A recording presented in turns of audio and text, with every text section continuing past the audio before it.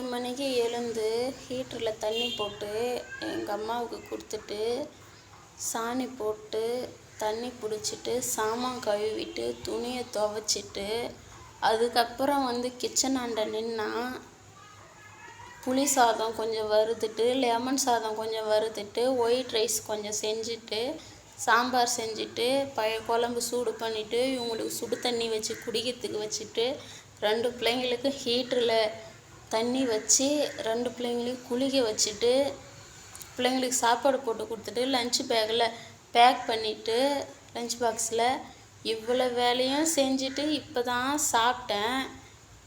அப்பயும் இன்னும் வேலை இருக்குது. இன்னும் மாட்டாண்ட போகணும், மாட்டுக்கு தண்ணி வைக்கணும், புல்லு போடணும், சாணி கொட்டணும், வீடு பெருக்கணும், துணி மடிக்கணும், துவைச்ச துணி காய வைக்கணும். வீட்டில் தான் இருக்கிறோம் தான் பேர், ஆனால் எவ்வளோ வேலைன்னு பாருங்கள்.